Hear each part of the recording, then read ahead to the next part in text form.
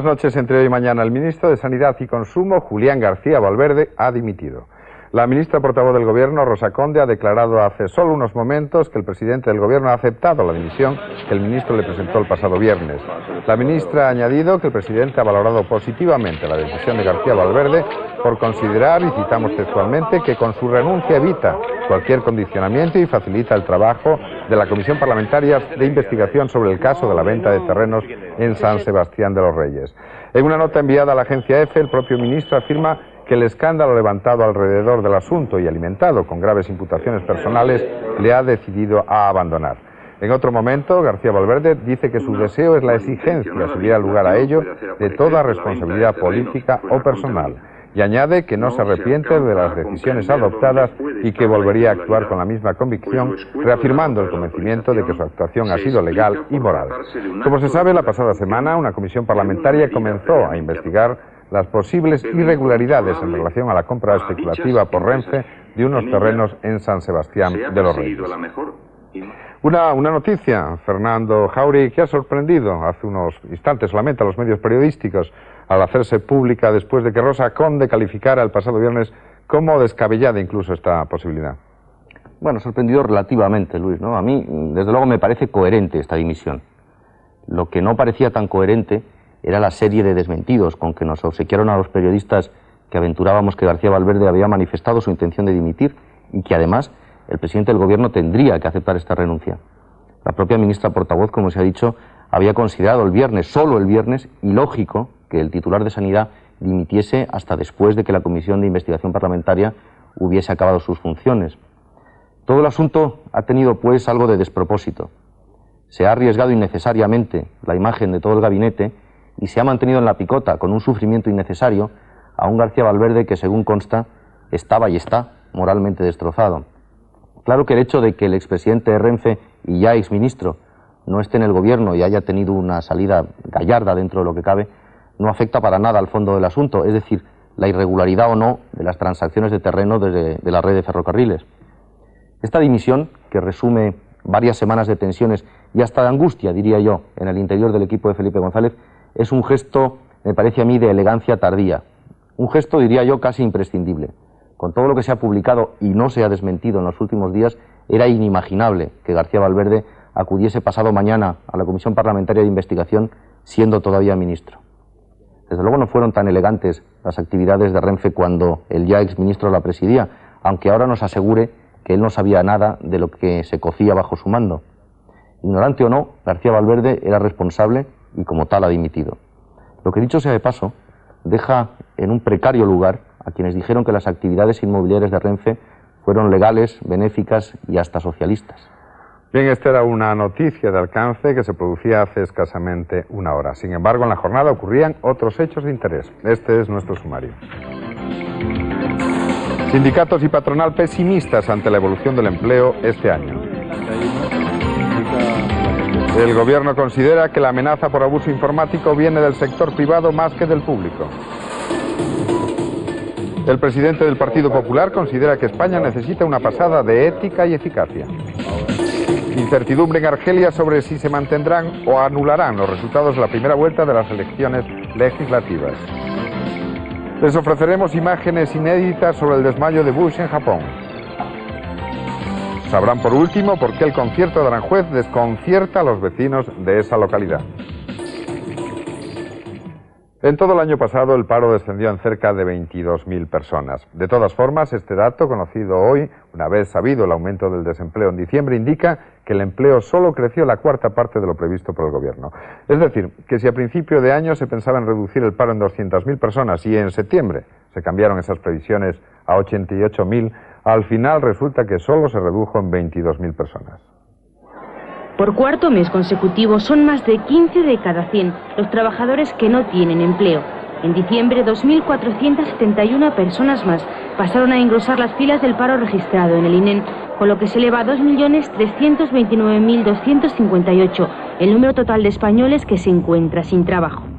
Con estas cifras y según datos del Ministerio de Trabajo, el año 1991 se cierra con una creación de empleo de tan solo 21.998 personas, cantidad que se aleja mucho de los cálculos del gobierno, que preveía puestos de trabajo para 88.000 españoles.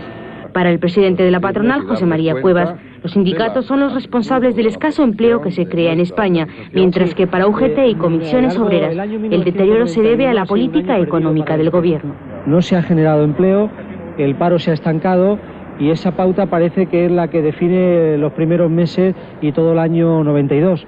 Por tanto, yo creo que el golpe de timón es más necesario ahora que nunca y sobre todo en el terreno industrial. Mientras no se derogue el contrato temporal de fomento del empleo para puestos de trabajo fijo, que es el cáncer que tiene el empleo en nuestro país y que hace muy vulnerable los puestos de trabajo que en cantidad muy insuficiente se están creando, seguiremos teniendo una tasa que duplica a la media comunitaria. Lo cierto es que en diciembre el paro aumentó en la construcción y en la industria y disminuyó en el colectivo que busca su primer empleo.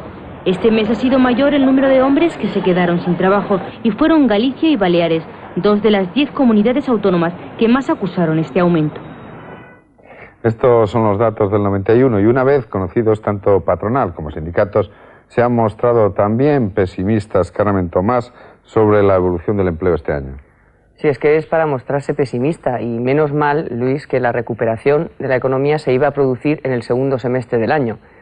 La verdad es que no se puede decir que los responsables de la economía hayan afinado mucho. Primero dijeron, como has dicho tú, que se crearían 200.000 empleos, después 88.000 y la cosa se ha quedado, y gracias, en 22.000. Y este solo es el primer susto sobre los resultados de la economía en 1991, porque el segundo vendrá pronto, esta misma semana, con la subida de los precios que también desbordará las previsiones.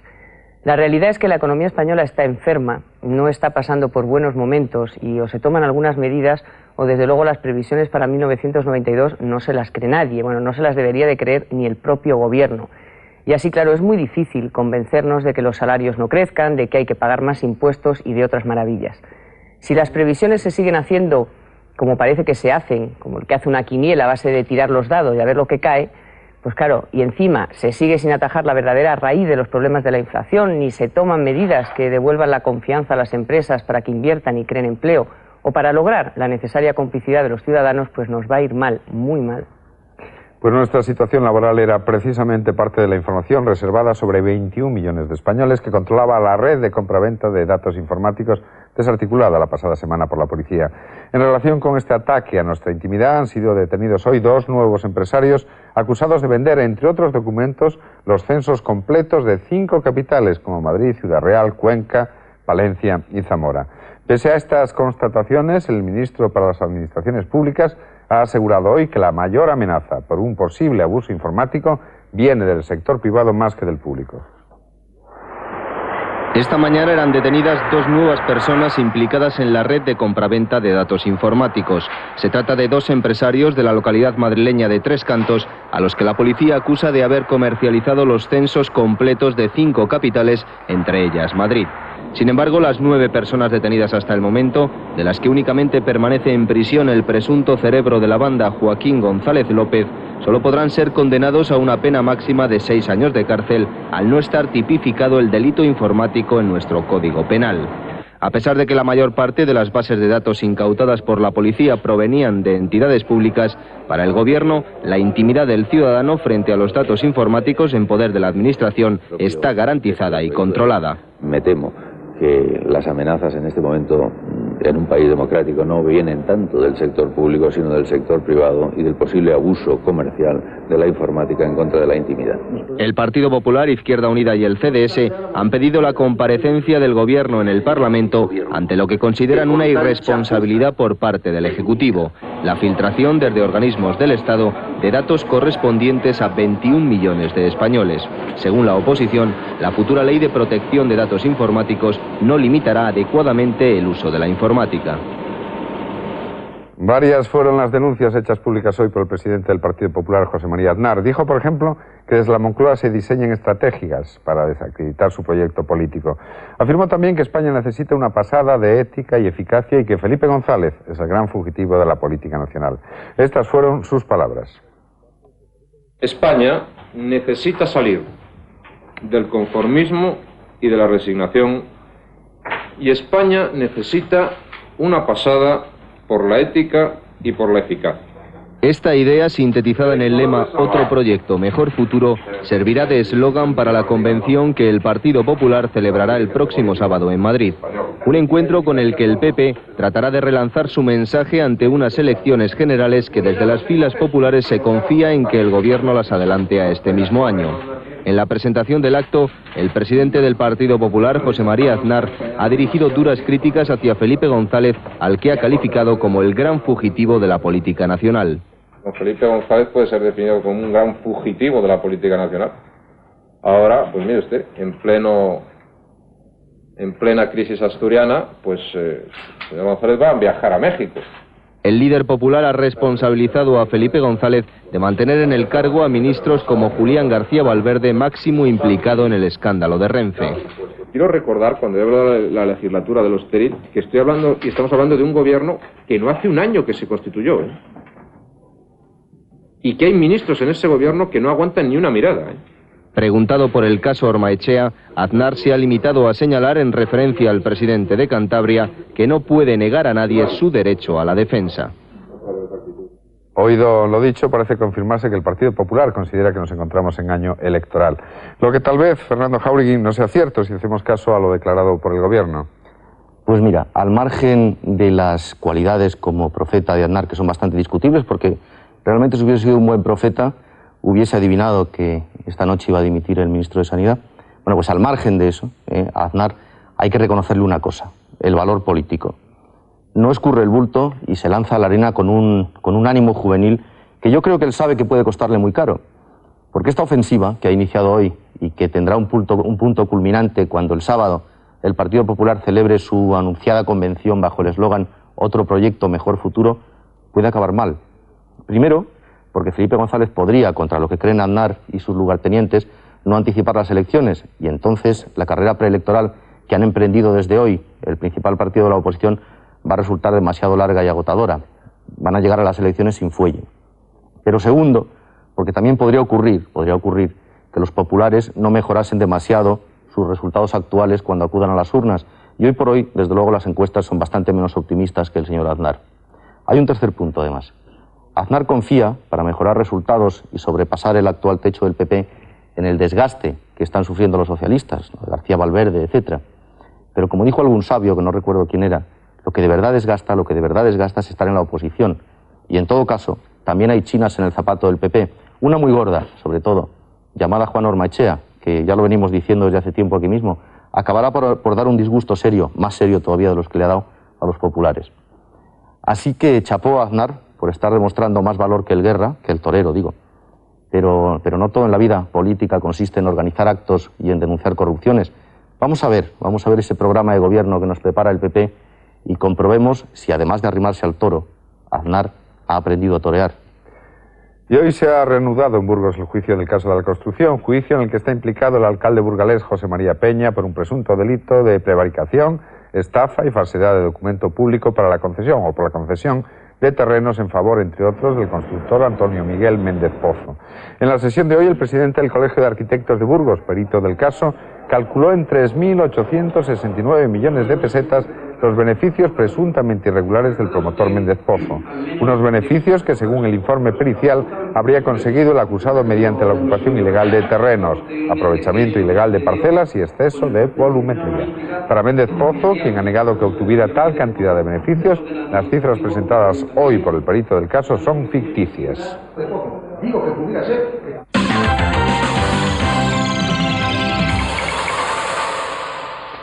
Máxima tensión y preocupación en toda la Europa mediterránea por la suspensión del proceso electoral en Argelia.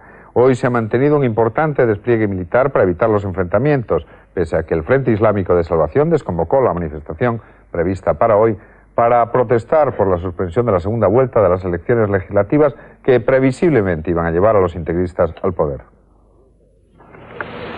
Con el proceso electoral paralizado y a la espera de que el Alto Consejo de Seguridad, máximo órgano de poder en la actualidad, tome una decisión sobre el futuro político, Argelia ha vivido hoy una jornada relativamente tranquila. Para el Frente Islámico de Salvación, todo este proceso, iniciado con la dimisión del presidente Ben Yedid, no ha sido más que un complot criminal y anticonstitucional para impedir la victoria integrista en las elecciones, y esta tarde ha vuelto a hacer una llamada a la lucha a sus seguidores. Pese a todo, por ahora, la sangre no ha llegado al río y la presencia militar y policial en las calles ha sido hoy mucho más discreta. Según algunas fuentes oficiales, el Consejo de Seguridad, que se encuentra reunido de forma permanente, pretende convocar a todas las fuerzas políticas, el FIS incluido, para buscar un consenso y asegurar una salida democrática a la situación actual, lejos de una dictadura militar o de un Estado integrista. Sin embargo, el Consejo contaría con el rechazo no solo del FIS, sino de otras formaciones que también han criticado duramente la decisión de suspender la segunda vuelta de las elecciones. Además, tal y como están las cosas, lo más probable es que el Consejo decida incluso suspender las elecciones presidenciales, que según la Constitución deberían celebrarse en un plazo de 45 días. Tampoco se excluye que en caso de revueltas e incidentes sangrientos se declare el estado de excepción, se legalice al FIS y se suspenda por un tiempo la actividad política de los partidos. Los integristas islámicos ya han advertido sobre el riesgo de un baño de sangre en el país. Parece claro, en todo caso, que esta situación va a influir, Antonio Remiro, en la relación de Europa con el norte de África. La reacción, Luis, de los vecinos de Argelia, tanto magrebíes como europeos, ha sido de alivio.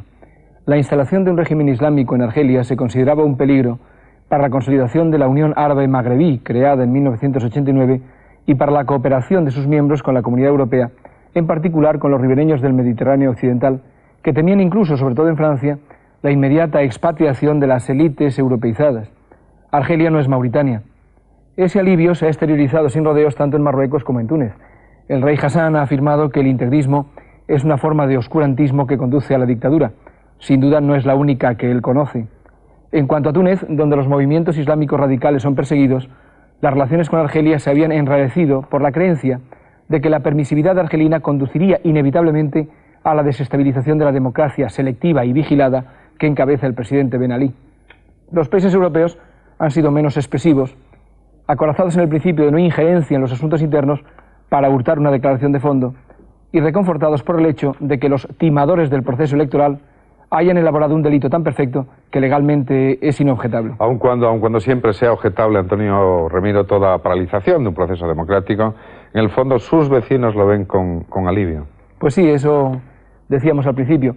Pero en mi opinión, la implantación de un régimen islámico en Argelia, si bien hubiera tenido consecuencias en las instituciones políticas y en la vida social y cultural del país, y hubiera podido favorecer desplazamientos de poder en los países magrebíes vecinos, en cambio, habría afectado mucho menos sus relaciones con los países europeos. Llamados al gobierno, los integristas islámicos no podían ignorar que su éxito electoral, favorecido por una alta abstención en la primera vuelta, se basaba en la protesta de una población joven y en paro contra la falta de oportunidades y la corrupción generada por el régimen del Frente Nacional de Liberación, partido único en Argelia hasta ahora. El desempleo y la miseria no se solucionan solo con sermones. Requieren la colaboración de los profesionales, en principio más occidentalizados y hostiles a la transmisión política del fanatismo religioso, y de los gobiernos europeos, que sustentan 2/3 del comercio exterior de un país con una deuda de más de 20.000 millones de dólares. Lo que les vamos a mostrar ahora son las imágenes censuradas del desmayo sufrido la pasada semana por el presidente norteamericano George Bush durante una cena oficial en Tokio. Con imágenes de la televisión japonesa NHK, la CNN mostró en un primer momento la secuencia completa. Después, sin embargo, mantuvo solo el momento en el que Bush se recupera y obvió el instante en que se tambalea y vomita sobre el primer ministro nipón. Esta es la secuencia en fragmentos hecha pública hoy.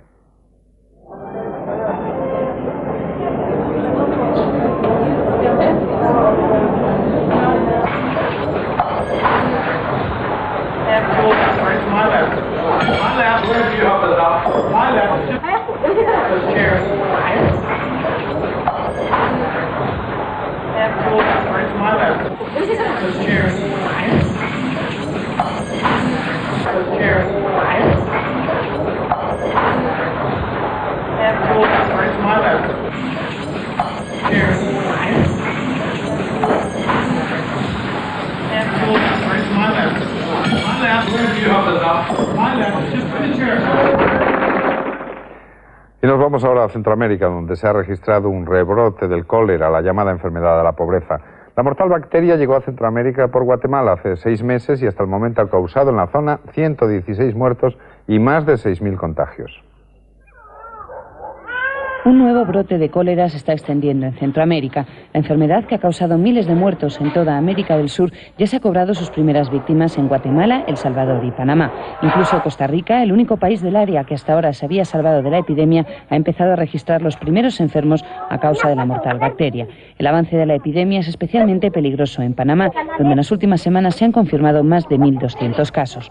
Precisamente ahora que comienza el verano en la región, las autoridades sanitarias de estos países inician una fuerte campaña para que la población extreme las medidas higiénicas al consumir agua y pescado. Aunque por el momento la Organización Mundial de la Salud considera que la epidemia está controlada en Centroamérica, la escasez de agua potable en los barrios más pobres y unas condiciones de vida infrahumanas hacen temer que las cifras de muertos se disparen durante la temporada estival. Dio la impresión hace unas semanas de que la epidemia iniciada en Perú estaba siendo controlada. Felipe Mellizo, ¿cómo podemos entender que se haya producido esta súbita extensión? No puedo saberlo yo con exactitud, no soy médico ni tampoco epidemiólogo. La aparición del cólera en cualquier lugar del mundo, eso sí que lo sé, tiene su origen en la pobreza, en la escasez o la ineficacia de los sistemas sanitarios civiles, desde la educación hasta las alcantarillas, en la falta de agua potable. La bacteria causante, el vibrión, se encuentra muy a gusto en los lugares acostumbrados a la injusticia, y de esos hay muchos en América. El hecho de que pueda ser mejor combatida donde hay medios médicos y asistenciales mejores no impide que el cólera medre y se extienda. En esa zona del mundo todo es vulnerable, como tú sabes muy bien. Una cruel paradoja en los momentos iniciales de 1992, nada menos.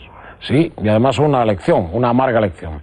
No todos son rumbas y banderas, pero las causas, vuelvo a decirte, son políticas en el sentido más ancho del término. Con algunas excepciones nacionales y en cualquier caso parciales, los países iberoamericanos no han conseguido un desarrollo armónico, por modesto que fuese, de sus infraestructuras sociales básicas. En eso ha influido sin duda la vastedad de sus territorios, su desigual población, la dificultad natural de las comunicaciones. Pero sin la incompetencia política, sin la presión de las oligarquías, sin la sombra, a veces cómoda y a veces siniestra, de los Estados Unidos, la historia habría sido otra. Tampoco la ayuda exterior ha existido, siempre ha sido interesada, cicatera y corta, también la nuestra. El resultado de todo eso es múltiple: pobreza, irritación, muerte y enfermedades. La culpa está muy repartida y por supuesto nos corresponde un buen pedazo a nosotros, hoy, en 1992 y siempre. Y otro dato internacional: el presidente ruso Boris Yeltsin podría dejar la próxima semana la jefatura del gobierno para evitar su desgaste ante la dramática situación económica y las decisiones impopulares que debe tomar. Además, al librarse de la gestión diaria de Rusia, Yeltsin pretende concentrarse en resolver la frágil estabilidad de la comunidad de estados independientes. Es una noticia que nos lleva ya a resumir otros hechos destacados de la jornada. Son estos.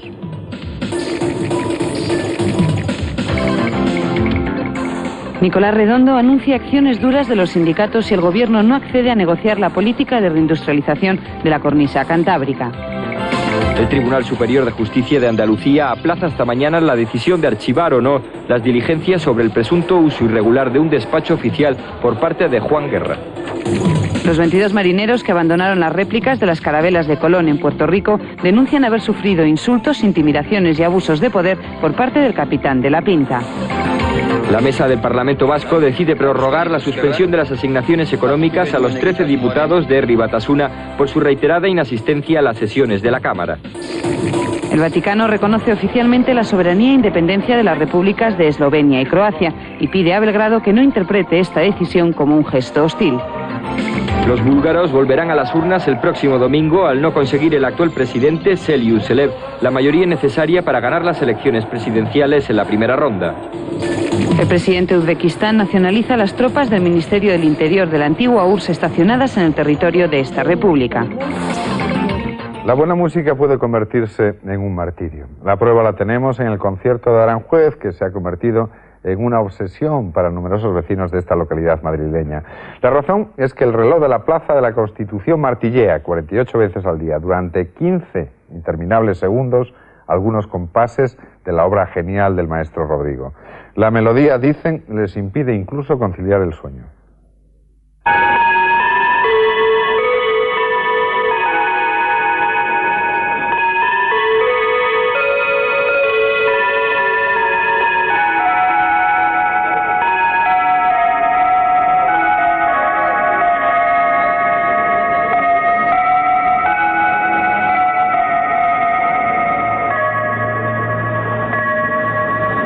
Desde el pasado 22 de diciembre, cada hora es un desconcierto en Aranjuez.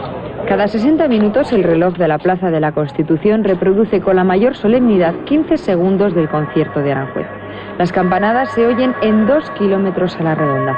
Fue el mismísimo Joaquín Rodrigo quien arregló y escogió este fragmento de su obra para tal menester. La original idea de homenajear así al maestro surgió de Antonio Fournier, concejal de turismo. La idea nace también forma de perpetuar el concierto de Aranjuez en nuestro municipio. Iniciativa que fue aceptada por todos los grupos parlamentarios excepto por el Popular. Que no es normal es que por la noche suene y además suene con el volumen con que lo estaba haciendo, que no permite dormir a los vecinos, sobre todo a los vecinos cercanos a la plaza esta. Por otra parte, Eduardo García, alcalde de la ciudad, asegura que en contra del PP ningún ciudadano ha enviado queja alguna por tener que escuchar a cada hora las nuevas campanadas. Si hay molestias, pues se puede suprimir, por lo menos por la noche, se puede suprimir, es decir, que no hay ningún problema. Lo que pasa es que el ayuntamiento nadie ha denunciado aún las molestias. Se quejan de que les molesta que no dejen de dormir, cuando es una música que agrada, en que estés durmiendo eso te relaja. Qué mal que nos sentíamos cuando veníamos a la plaza y decíamos, anda el reloj, pues vaya unos tontos, está siempre el reloj parado. Y ahora que suena el reloj nos quejamos. Es que no sabemos lo que queremos en este pueblo. Las campanas de las monjas nos llevan machacando toda la vida y empiezan a tocar a las 7 de la mañana y sin embargo nadie se ha quejado. Por lo menos si por la noche se callase un poco, pues se lo agradeceríamos. Antes decía que ese reloj estaba parado y ahora porque los cantareceros ya están mal. Este pueblo se ha seguido.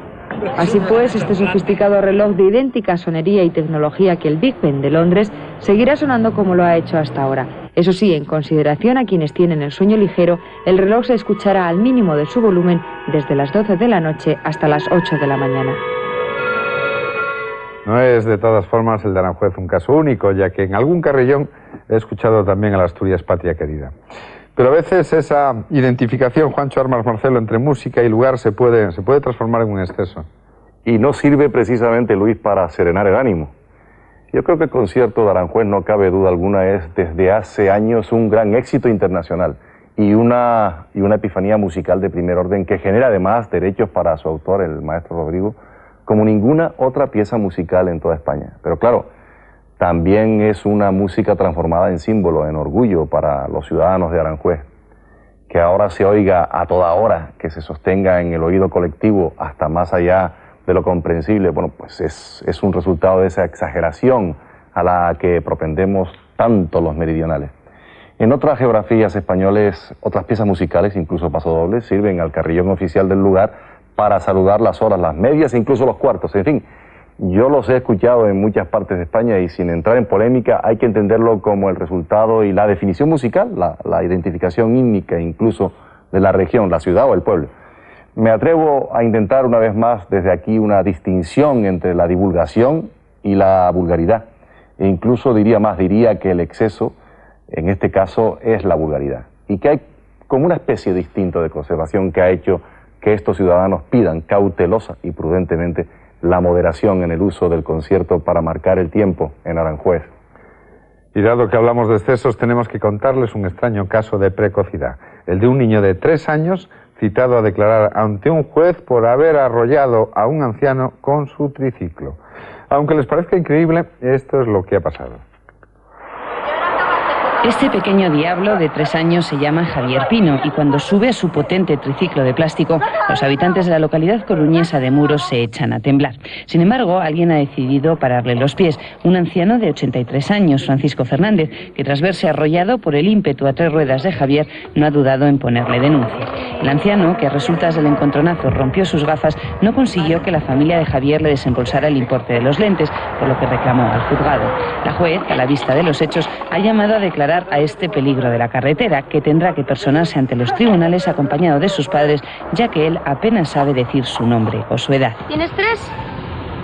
¿Sí? 3. Se desconoce por el momento si Javier tiene intención de declararse culpable o inocente. Ni siquiera sus padres han podido sonsacarle lo que piensa contarle, con lengua de trapo, a la juez.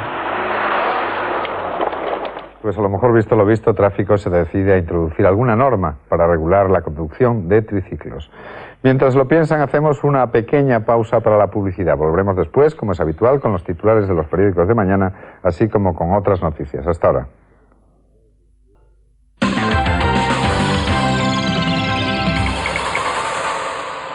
Son exactamente las 12 y 28 minutos, 20 segundos de la noche, y al final hoy no vamos a mostrarles las primeras páginas de los periódicos de mañana, ya que en estos precisos momentos todos están cambiando su portada, debido a la noticia en parte sorpresiva con la que abríamos hoy nuestro informativo: la dimisión del hasta ahora ministro de Sanidad y expresidente de Renfe, Julián García Valverde.